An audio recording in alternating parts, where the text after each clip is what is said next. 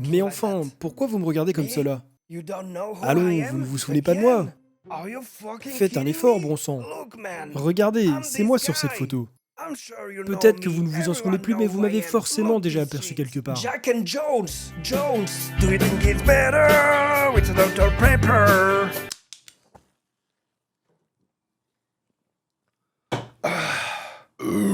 Oh my God, C'est vraiment très rafraîchissant. Bon, c'est bien beau de déconner, mais c'est pas ça qui va nous faire des bons plans. Bienvenue à vous sur iDiscount, la chaîne qui va vous faire économiser du temps et de l'argent. Bon, après cette intro plus que gênante, je vous propose de démarrer. Avant tout, sachez que vous êtes sur une nouvelle chaîne, hein, vous n'êtes pas sur ma chaîne habituelle, donc n'hésitez pas à vous abonner à celle-ci. Le but sur cette chaîne, ça va être de vous proposer un maximum de contenu rapide et simplifié pour que vous puissiez trouver les bons plans. Donc voilà, si c'est quelque chose qui vous intéresse, n'hésitez surtout pas à vous abonner à cette chaîne, à liker la vidéo, tout ça, vous connaissez, je vais pas vous emmerder non plus 3 heures avec ça. Je vais faire au mieux pour toujours vous faire économiser de l'argent, vous orienter au mieux vers tout ce qui est intéressant. Bref, on va tout de suite commencer, j'ai fait une sélection d'objets, ce ne sont donc pas forcément des bons plans. Ici, ce sont des produits qui sont vraiment incontournables, qui ont déjà été testés, qui ont déjà été approuvés, qui sont pas forcément chers et pourtant qui sont incroyables. Pour le coup, j'ai fait exprès de pas prendre des produits qui sont en promotion, comme ça cette vidéo, vous pouvez en profiter un petit peu toute l'année. J'essaierai de faire des vidéos comme ça tous les 3 mois environ. Évidemment, je vais poster beaucoup plus de contenu sur cette chaîne, mais ce genre de vidéo un petit peu guide d'achat bon plan, ce sera environ tous les 3 mois. Par contre, si ça vous intéresse que je fasse des vidéos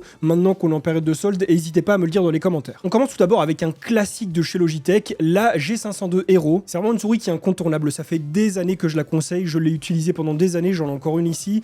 La version filaire bien évidemment, et faites attention de ne pas prendre la X parce que la X c'est la dernière et donc la beaucoup plus chère. Ici bon, elle est indiquée en solde comme étant à 43 €, c'est des conneries, elle est toujours entre 40 et 50 € durant toute l'année. Là le fait qu'on voit un prix conseillé barré 90 €, c'est des énormes conneries. Toute l'année c'est une souris qui reste à un prix vraiment super intéressant. La Razer Decider Essential, c'est une souris qu'on peut retrouver chez Razer depuis pas mal de temps, qui a une ergonomie vraiment très basique, hein, bien propre à eux, qui se rapproche très fortement de l'ergonomie d'une souris bureau, mais qui est de super bonne qualité. Et franchement, si vous n'avez pas envie de mettre un gros budget ou même que vous voulez une souris pour le jeu en dépannage, cette souris elle est terrible et elle est vraiment pas chère du tout pour ce que c'est. Bonne qualité, bon petit capteur, pour le prix franchement c'est intéressant. Et encore une fois, vous laissez pas avoir pour le petit moins 35% d'Amazon parce que généralement elle est pas à 40 €. Pour la suivante, on est chez SteelSeries, la Rival 3, c'est une souris qui vaut très fortement la précédente, c'est un petit peu près la même gamme de souris. On va dire que c'est un équivalent à la Razer en termes de performance, en termes de gamme, c'est juste que ici voilà, on est sur le look un petit peu plus SteelSeries, un petit peu plus dans leurs pattes.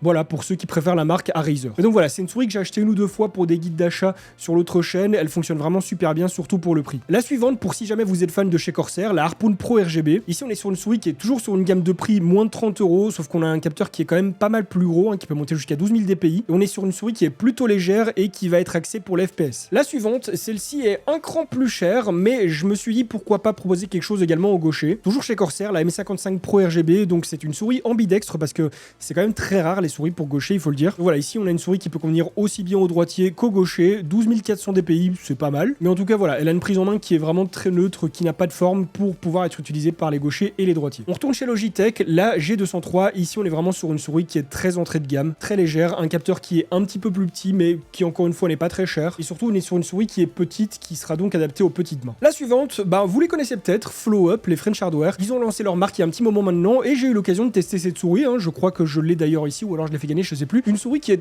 très basique, une ergonomique assez basique également pour les droitiers. C'est le bouton programmable, un capteur qui monte jusqu'à 12 400 dpi, la qualité est plutôt bonne, hein, rien d'exceptionnel, mais voilà, pour une souris qui est à 20 €, qui a un petit peu de RGB et tout, franchement, ça reste très intéressant. Et puis si vous êtes fan des French Hardware ou de Flow Up, bah voilà. Et pour en finir avec les souris, on part chez Roccat cette fois-ci, la Konaimo, un de leurs bangers clairement. On est un petit peu plus haut en termes de budget, mais 60 € pour une souris de cette qualité, franchement, c'est pas énorme non plus. Pour ceux qui veulent du plus haut de gamme, là vous êtes servis. Elle est disponible en noir et également en blanche. La seule chose à laquelle il faut, je dirais, faire attention ou ne pas être malchanceux, c'est qu'il y a déjà eu pas mal de petits soucis au niveau de la molette. Quelques malchanceux dont la molette a claqué, ça malheureusement c'est un petit peu à la chance de chacun. Mais en dehors de ça, la souris est vraiment ultra belle, elle est vraiment très qualitative, donc je la recommande totalement. Ah oui, en fait j'ai pas précisé, mais tous les liens de tous les produits que je vous montre dans cette vidéo se trouvent en description, ce sont des liens Amazon affiliés. Comme ça au moins vous êtes prévenus, je préfère être transparent avec vous là-dessus. Avant de passer au clavier, je voulais vous montrer quelque chose que je vous ai déjà montré très souvent, les tapis Titan Wolf. Ce sont des souris XXL qui couvrent une très grande surface de votre bureau. Ils ne sont vendus que sur Amazon. Il y a plein de designs différents et franchement, pour le prix et la qualité,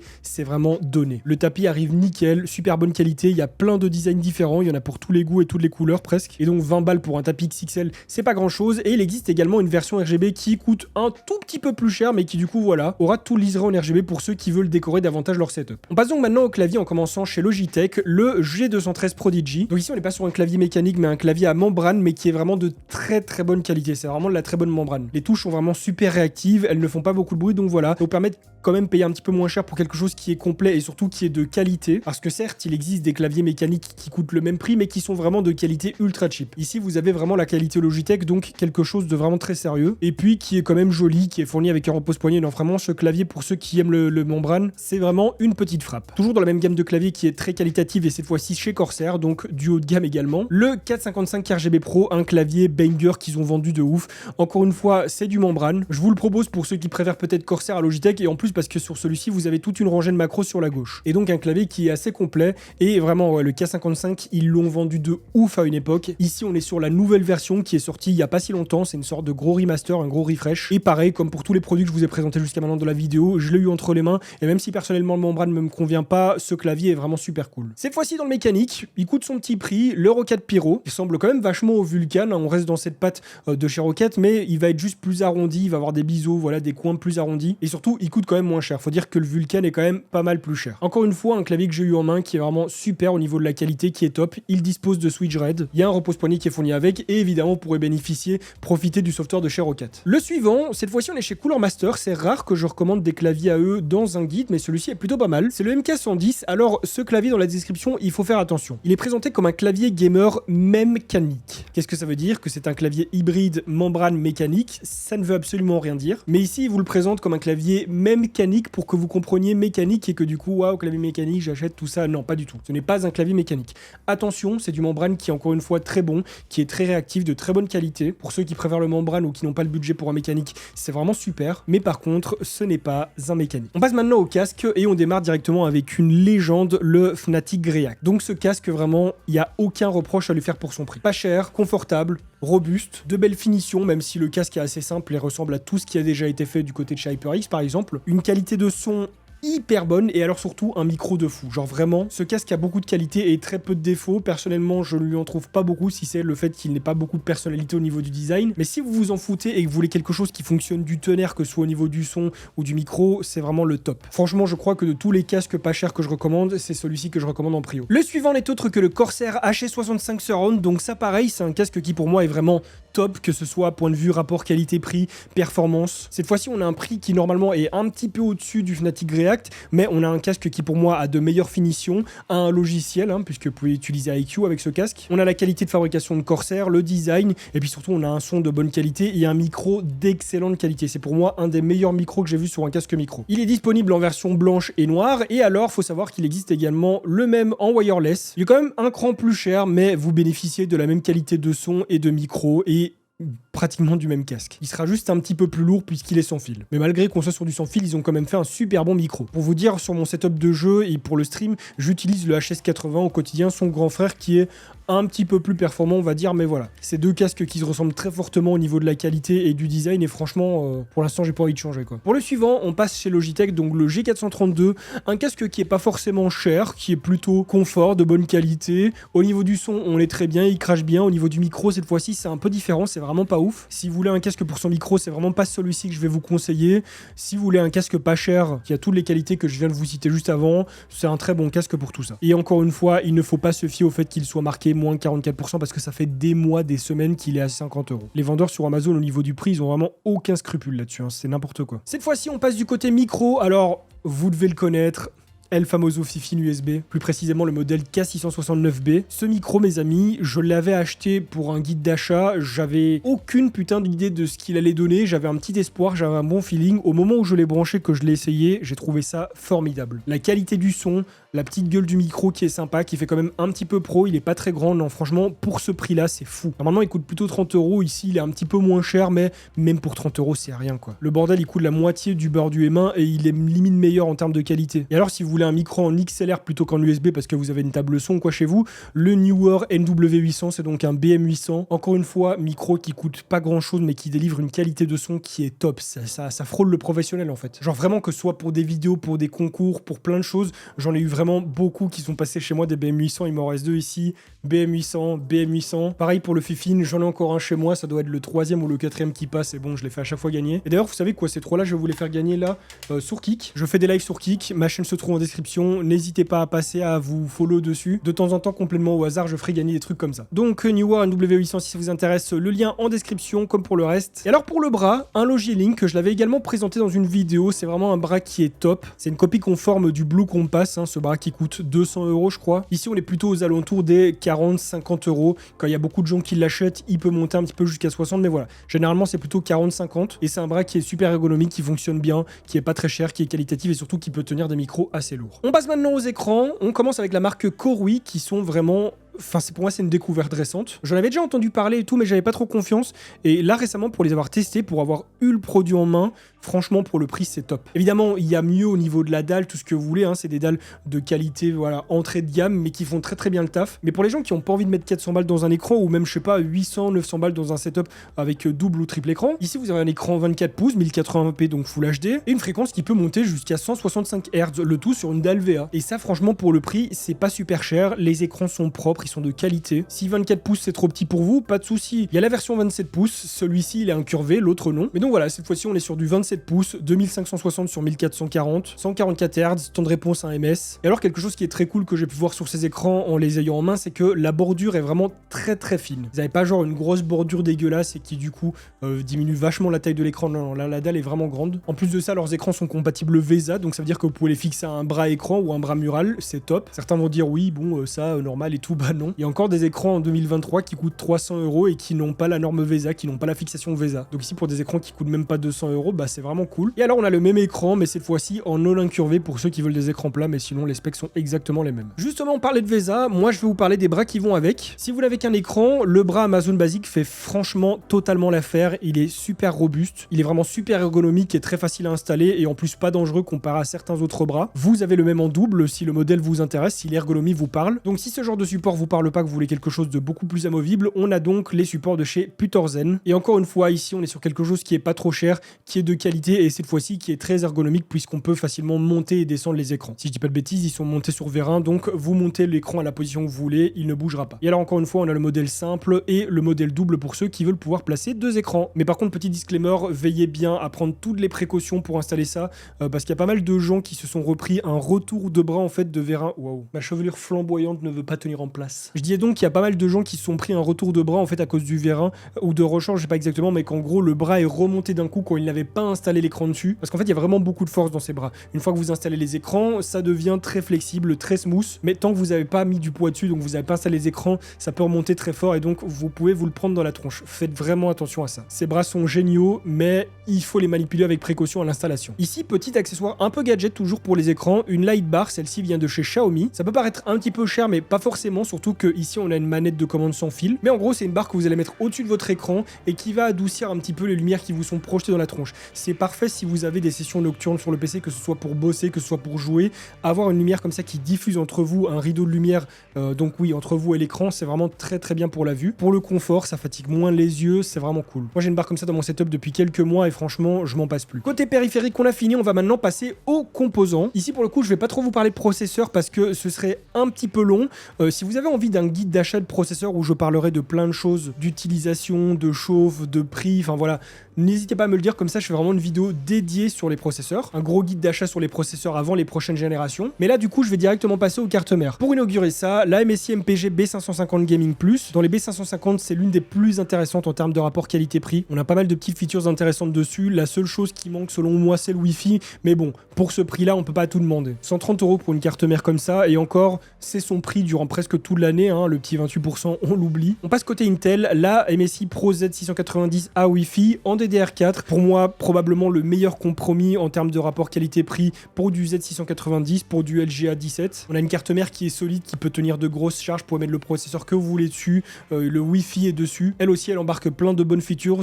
On est sur la version DDR4, mais il existe également la version DDR5, pratiquement au même prix. C'est clairement l'une des cartes mères, si pas la moins chère pour cette gamme-là. Quand on va regarder une carte mère équivalente du côté de chez Asus ROG, du côté de chez Asus TUF, de chez ASRock ou peu importe, ça va souvent être à 300 ou plus. Et non, là franchement, pour ce prix-là, c'est terrible. Et alors, pour ceux qui veulent quelque chose de plus récent, il y a la Z790 à Wi-Fi. C'est la même carte, la même gamme, sauf qu'ici, on est sur la génération au-dessus. Pour la RAM, au moment où je tourne cette vidéo, il n'y a pas grand-chose. C'est pas le type du top, niveau RAM. Pour la DDR5, j'ai une grosse préférence pour la Corsair Vengeance. 32 Go cadencée à du 5600 MHz pour 117 €. C'est pas vraiment cher. Ce sont des RAM qui sont assez low profile, qui sont un petit peu passe-partout, niveau design, et qui fonctionnent vraiment très bien. Pour l'instant, quand je dois faire une config pour quelqu'un qui s'attarde pas trop sur l'esthétique, qui veut pas du RGB, c'est celle-ci que je place. C'est-à-dire, elle fonctionne bien, c'est une fréquence acceptable, et en plus de ça, elle a un dissipateur. Souvent, à ce prix-là, pour 32 Go en DDR5, on va avoir de la vieille RAM sans dissipateur dégueulasse. Par contre, si vous êtes en DDR4, on va rester sur Corsair, toujours de la Vengeance en LPX. Cette fois-ci, c'est pas 32 Go, mais 16.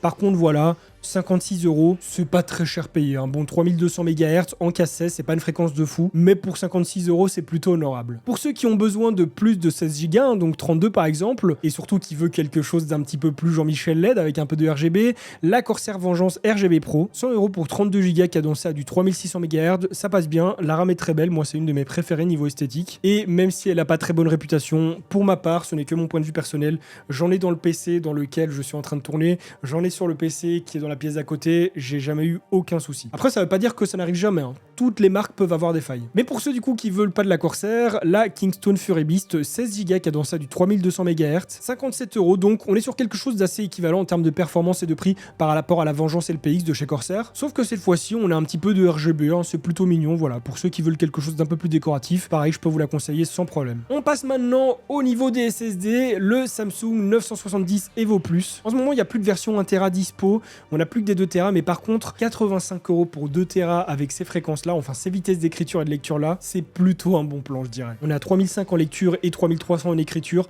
C'est pas mal du tout, c'est pas ce qui se fait de mieux, mais pour 85 €, c'est pas très cher payé, et surtout pour du 2 Tera. Là, certes, on est en vente flash, donc il se peut même qu'au moment où je sors cette vidéo, elle est un petit peu remontée, mais généralement, ça monte à 90 voire 95 € grand maximum. C'est pas très cher payé non plus pour 2 Tera. Et sinon, pour du 1 Tera, on a les Crucial P2 et P3 qui sont vraiment très bons aussi, qui ont pas forcément les vitesses les plus élevées, mais bon, 70 balles pour un SSD de 1 Tera, c'est pas très cher payé, même si pour 20 € de plus, vous avez quand même celui de 2 Tera, donc faites bien votre choix. Je parle du Samsung juste avant. Mais par contre, le P3, lui, il dépasse rarement les 50 balles. 50 balles pour du 1 Tera. 3500 ms en lecture et 3000 en écriture. C'est pas mal du tout. On va maintenant passer du côté de la ventilation. On commence avec du Thermalright, le Assassin King 120 SE. Un ventirad monofan qui fait vraiment super bien le taf, qui refroidit n'importe quel processeur bas de gamme et mid de gamme. Donc tout ce qui est i3, i5, Ryzen 3, Ryzen 5. Vraiment un très bon taf de ventilation. Et alors, on a son grand frère, le Thermalright Peerless Assassin 120 SE. Donc lui, dual fan, on est clairement sur du processeur plus haut de gamme, que ce soit i7, i9, Ryzen 7, Ryzen 9. C'est clairement un gros bébé et qui est compatible avec tous les sockets grand public. Niveau ventilo, chez Cooler Master, les MF120 Halo,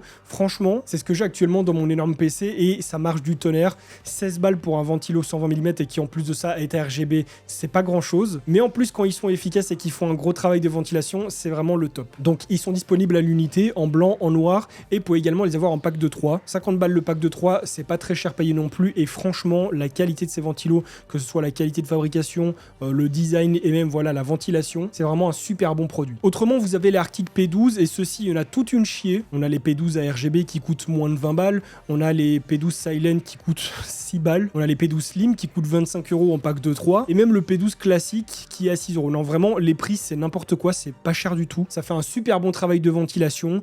Vous avez du sobre, vous avez de la RGB, donc ouais, très bonne référence. Et même quand ils sont pas en promo, ils sont à un prix vraiment hyper abordable, donc n'hésitez pas à foncer. Si vous avez besoin de pâte thermique, quelque chose qui fonctionne bien et qui est pas cher, la MX4 de chez Arctic. J'ai un gros tube ici, c'est probablement la pâte que j'utilise le plus. Elle fait hyper bien le taf, elle est pas très chère. Il n'y a pas grand chose à dire, mais en tout cas, efficacité garantie. Par contre, je le précise, c'est pour mettre sur le processeur, c'est pas pour manger. Pour les cartes graphiques, je vais vous proposer qu'un seul modèle, mais de 3 gammes différentes, parce que clairement, pour moi, en termes de rapport qualité-prix et d'intérêt, c'est clairement ce qui est le plus intéressant pour l'instant. On est sur de l'AMD, on va le chercher chez XFX. La 6600, elle ne coûte coûte que 219 €. C'est le prix auquel elle est depuis des mois et avant ça on pouvait la retrouver à 230, 240, ce qui reste pas très cher, mais actuellement voilà, elle est à 220 balles. C'est une carte qui peut faire tourner beaucoup de jeux en élevé à partir du moment où vous restez en 1080, parce que voilà, c'est une carte qui est faite pour le 1080, mais qui peut faire tourner plein de jeux en élevé, certains un peu moins gourmands en ultra, mais c'est une excellente carte. Alors si vous voulez quelque chose d'un peu plus haut de gamme pour pouvoir jouer en 1440p, vous avez sa grande sœur, la 6750 XT, encore une fois chez XFX, ils font de très bonnes cartes et pas cher,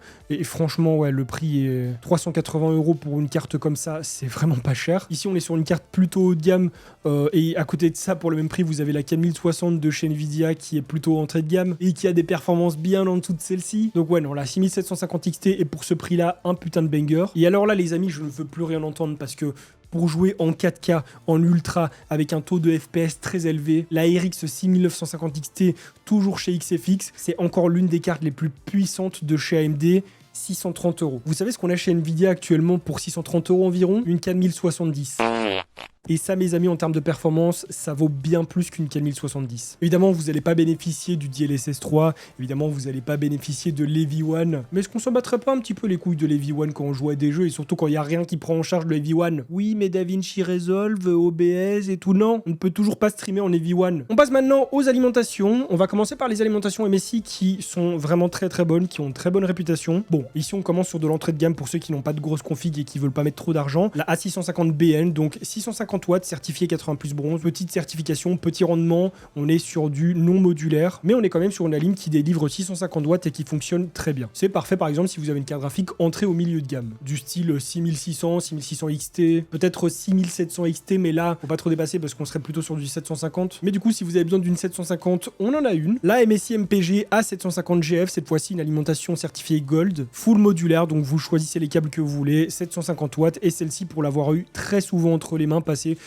pour faire des configs, pour faire des vidéos, c'est vraiment bon, c'est vraiment fiable, très robuste, très beau modèle, il n'y a rien à dire. Si vous voulez du non brandé, que vous voulez vraiment la base de l'alimentation, la Focus GX 750 watts de chez Seasonic. Donc ici on est également sur du full modulaire, sur du 80 plus Gold, 750 watts, et alors les fameux 10 ans de garantie de chez Seasonic. Et du coup, si vous avez une toute petite config et pas beaucoup de budget, la B12 550 watts, non modulaire, certifié 80 plus bronze, donc vraiment une petite alimentation qui coûte pas trop cher, mais qui est quand même très fiable. Pour les boîtiers, j'en ai quelques-uns, on va commencer avec du Mini TX de chez Cooler Master, le NR200P, je l'ai eu entre les mains. Très très bon boîtier, très facile à agencer, il faut juste lire le manuel parce que moi quand je l'ai monté j'ai fait n'importe quoi parce que j'avais pas lu le manuel, mais très facile à monter, très facile à agencer si vous avez du Mini TX, le résultat est très souvent cool, peut accueillir des cartes quand même assez grandes mais pas trop non plus, vérifier les dimensions, mais autrement ouais c'est un boîtier qui a de la gueule, qui est pas très grand, qui refroidit bien, très bon boulot de la part de Cooler Master. Toujours chez Cooler Master mais cette fois-ci dans de la TX, la Master Box 520, une des références phares, en plus c'est la nouvelle version, vous avez un boîtier ATX qui a beaucoup de place, qui a des ventilateurs RGB à l'avant, qui a vraiment du style aussi. C'est clairement l'un des boîtiers les mieux travaillés selon moi de chez Cooler Master. Donc pour une config mid-gamme ou haut de gamme, ça fait totalement l'affaire. Son frère, le Masterbox TD500 Mesh, lui est encore plus optimisé au niveau du refroidissement puisqu'on a du mesh sur l'avant. Il est joli. Il est un petit peu atypique au niveau du look. Il a un look un petit peu diamant comme ça, que ce soit sur la face avant et même la continuité des lignes sur les vitres. Non, c'est vraiment cool. Et ouais, lui au niveau du travail de refroidissement, c'est vraiment l'une des pépites de chez Cooler Master et il est très beau. Après, il faut aimer. Je sais qu'il a un look un peu spécial que tout le monde ne pourra pas kiffer. Cette fois-ci, on passe chez Corsair, le 4000D. Alors, si vous avez une config avec un Ventirad ou alors un AIO 240 mm, pour moi, les 4000D Airflow, ce sont les boîtiers, je peux pas dire les meilleurs parce que je suis pas très objectif là-dessus, mais ils sont excellents. Très simple au niveau du design, très sobre, et le travail de ventilation qui est fait dedans est vraiment super bon. Si vous avez par contre un AIO 360 mm, donc avec 3 ventilateurs au lieu de 2, là je vous conseille plutôt le 5000D Airflow qui est le même mais en plus grand. La différence c'est que vous pourrez y mettre plus de choses, pour y mettre plus de ventilateurs, vous pourrez y mettre un AIO en 360 mm et qu'il dispose de plus de ports USB sur la face du haut. Mais voilà, le boîtier est vraiment cool, l'agencement derrière avec les passe-câbles et tout pareil, super cool, super propre, il refroidit terrible. Personnellement j'en ai un dans ma config de jeu, il y a un 13900K dedans et une 4090, et même actuellement en pleine période d'été ça chauffe que dalle. Donc ouais, de mon point de vue, meilleur boîtier de chez Corsair et parmi les meilleurs qui se font aujourd'hui dans toutes les marques confondues. On retourne chez MSI, le MacForge 100R, celui-ci aussi il est très connu pour son très bon rapport qualité-prix, beau boîtier avec son look bien à lui, bien atypique, on le reconnaît très facilement parce qu'il n'y en a pas deux des comme ça, du mesh sur l'avant qui permettent un bon refroidissement, deux ventilos sur la face avant, bon ça peut paraître pas ouf, mais ça fait quand même plutôt bien le taf. C'est de la TX, mais ici, il faudra quand même veiller à voir si ça rentre niveau dimension pour tout ce qui est refroidissement, donc AIO, carte graphique, puisqu'encore une fois, on est sur un boîtier qui ne peut accueillir un water cooling que de 240 mm, donc 2 ventilateurs. Et pour la carte graphique, je vous déconseille de mettre une 4090 dedans parce que je suis pas sûr que ça passe. Mais voilà, si vous avez une config qui est assez grosse en termes de performance, ou même une config mid de gamme avec des composants pas trop gros, mais en ATX, c'est parfait. Dans la même gamme de boîtiers, assez atypique au niveau du look, et aussi pour des configs en ATX avec des composants pas trop grands, le Fractal Design Popper RGB, lui pareil, 240 mm maximum au plafond, on a du mesh sur l'avant, une belle vitre sur le côté, 2 ventilos à l'avant, un à l'arrière, et tout l'espace nécessaire pour faire un beau cable management à l'arrière. Et alors pour en finir avec les boîtiers, celui-ci moi je ne l'ai jamais testé, on me l'a recommandé, on m'a dit de le mettre dedans, c'est vrai qu'il a sa petite gueule, c'est vrai qu'il a son look, le Fantex Eclipse G360A, c'est vrai qu'il est beau. Peut-être qu'un jour moi je le testerai pour voir ce qu'il vaut, mais en tout cas on m'en a fait beaucoup de retours, on m'en a dit que du bien. On a du mesh sur l'avant pour un meilleur airflow, 3 ventilateurs RGB sur la face avant, et un petit liseré en RGB sur le côté, c'est plutôt mignon, ça a de la gueule. Seul petit reproche, c'est que bon bah du coup on n'a pas de ventilateur sur la face arrière, c'est un peu dommage. Bon bah écoutez, j'ai beaucoup parlé, j'ai beaucoup montré d'objets, je sais pas combien mais en tout cas ça fait pas mal. Je le rappelle encore une fois, s'il y a un de ces produits qui vous intéresse, tout se trouve en description. Ce sont tous des liens Amazon affiliés. Qu'est-ce que ça veut dire? Ça veut dire que quand vous achetez, ça ne vous coûte pas plus cher, mais il y a une petite partie de ce que vous payez qui, au lieu d'aller à Amazon, me revient directement. Ce qui fait que sur cette chaîne, vous êtes gagnant. Et moi aussi. N'hésitez pas à me dire en commentaire ce que vous en avez pensé, ce que vous souhaiteriez voir plus. Par exemple des bureaux, des sièges, plus d'écrans, je sais pas en fait, tout ce qui pourrait vous intéresser. N'hésitez pas à me le dire en commentaire. N'hésitez pas à me dire aussi ce que vous avez pensé sur la vidéo, hein, la petite intro, tout ça. Voilà, bon, ici je vais m'amuser, hein, vraiment je vais pas me prendre la tête. Encore une fois, si ça vous a plu, je vous invite à vous abonner à cette chaîne. N'oubliez pas également que j'ai une chaîne principale sur laquelle je propose des sujets un petit peu plus variés. N'hésitez pas à me suivre sur mes réseaux également, hein, Kik, Twitter, Instagram, TikTok. Et je vous dis à dans pas longtemps pour de nouveaux bons plans.